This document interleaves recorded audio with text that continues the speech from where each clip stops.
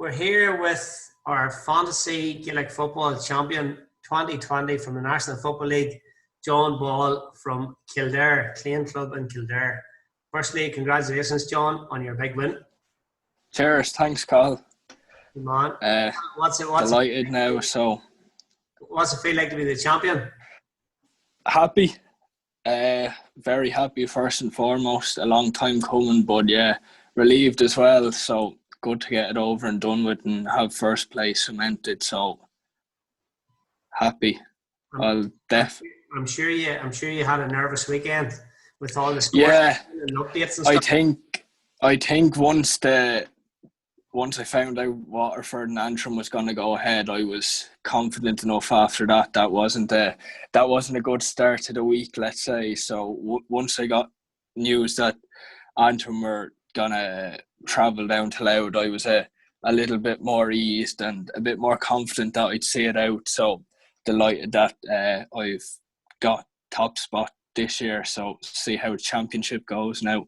Very good. Because the Antrim game, you had Patrick McBride, your captain. Yeah, I did. Yeah, so that was obviously big. He wouldn't have got any points at all, only his win. Yeah, so that wouldn't have been very good. So look, happy out now. So that's the main thing. I'm sure you can thank Paddy himself. Oh, definitely. One of the pizzas that he seems very into. So. Paddy and his pizzas, very good. And tell me this, what was the key parts throughout the tournament for you? When that, do you think? I think it was definitely just I had a bit of luck throughout as well. I took a few gambles here and there with transfers that worked out well. Some didn't work out, but I think my transfers this year worked more so than any other year. And the fact that I just went with my gut as well. I picked lads who were on form and that worked out well. So that was the main kind of thing that helped. And there's players I've always gone for throughout the 3 or 4 competitions that I've entered who featured heavily for me as well this year, so that helped as well.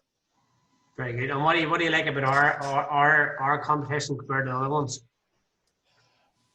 I think it's the fact that it brings all the divisions into it. It brings the whole every county team in the country. It brings them in. So you're picking from a wider range of players, and obviously there's a lot more prizes. There's a lot more at stake, things like that. So it's definitely an extremely good competition, and it brings something to look forward to along with the matches.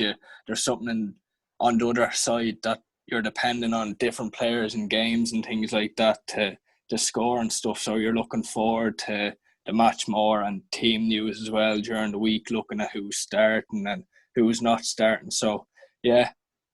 Very good. And what was your general sort of team throughout the tournament? Who was your big man done the damage? McBride, captain. He's always someone who's been in my teams and other competitions as well, seeing the fact that he's down as a defender, but he plays a lot of his football in the forward. So straight away I was kind of set with him being my captain, because obviously if he's playing up front, he's down as a defender, he has a more of a chance of scoring, and he also gets more points for scoring than attackers do. And then just when you look at class, Shane Walsh, David Clifford, they've always been there in my team. So relying as well on lads that are in lower divisions, but I know myself are very good footballers. The likes of Darren Gallagher from Longford, he's on free kicks in midfield. He's an extremely good footballer. Shane McGuigan as well was kicking scores left, right and centre. So it's about getting that balance of the top players and lads who are going very well and are top players as well in the likes of Division 3 and 4. So it's about getting the right balance and mix. Yeah, it's actually funny you mentioned the players in different positions. Like Paddy McBride, he'll be a forward for the championship game. But now Darren Gallagher, Longford, he actually plays midfield and kicks. Yeah, he takes the frees. Yeah, midfielder kicking the frees like that. Obviously, we do most of our promotion through Twitter, and you're a keen Twitter man. I see you have a wee bit of banter with a few lads that enter these are main rivals. It would Enda McGarity would be a big one now. I know Enda well, so we've had a few head-to-heads over the last few years. So I've got the better of him 2 or 3 times, so it didn't go down too well. And the Cafferkeys, they've been playing the game since I started, and they've always been thereabouts as well. And Noel sent a nice message as well today. Which we had a real tough head-to-head this year. So that's Noel Gallagher. Yeah, so glad to come out on top over them few. So very good. And then there's obviously big stars and our tournament, big county players and our tournament, and yourselves are county players as well. Is there any of them you sort of have banter with or like dating? Well, I know Niall Morgan very well, and he seems very keen. So I haven't talked to him too much about it, but I'll definitely.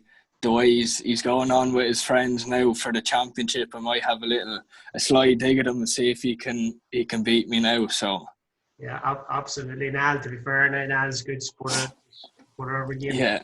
And that obviously leads us on to the championship. Are you looking forward to it? Have you any tips? Yeah, I had my first look at the fixtures and things today, and who I think will do well and who will be playing. Because the way I look at it, if you're looking for tips, I look at it through the stages. So obviously, if your transfer window and then you have your stage, you have your transfer window and you have your stages. So I look at it through fixtures and who's likely to play as many games in that stage and who's going to be playing who. So I had my first look at that today. So I picked sort of a first draft. So I'll revisit that when I get more team news later on in the week, and I'll sure to have my starting 15 sorted before the deadline on Saturday morning. Very good. And obviously, just to note, our deadline on Saturday, I think, is 1:15. Cavan and Monaghan are playing 1:15, and we're going to put our deadline probably at around 1 o'clock to leave it as possible for people. That's good to know. Then we might actually do a John Ball team reveal maybe in the next day or two. Or draft. I won't be giving away too much, so it might be, as Niall says, it might be a dodgy team. So Anthony Dalo and our hurling one, I think, put up a dummy team of county players, obviously, but they're all brilliant. But it wasn't a team that he went one night, to be fair. Yeah. No, that's very good. And then just to sign off, obviously the whole pandemic and stuff. We know that you're one of the rising stars. You're a goalkeeper at minor level for Kildare, and you suffered a bad injury. It was a cruciate injury. I fractured my tibia and fibia. I had an external fracture of the tibia and fibia, so things are going well. I'm back doing a bit of training, running, things like that to get technique and stuff right, and just trying to strengthen it up as much as possible for not just football, but for things like work outside of it. So it's definitely it's a long road and it's still continuing, but hopefully at the end of it it'll all be worth it when I get to put the Clane jersey back on, and hopefully a Kildare jersey in the next few years. Very good. It's all about getting playing for the club, isn't it? And definitely. It'd be great to see you lined out for Kildare seniors maybe in the next years. So, please God. That's perfect, Carl. We'll look forward to seeing your team for our championship game. Anybody just wants to log on, it's fantasygaelicfootball.com. You can add to your team and try and beat the likes of John and Nan Morgan and these bigs, Kieran Donaghy and guys like that. So thanks very much, John, for your time. No problem. Thank you. Cheers. Chat soon. Cheers.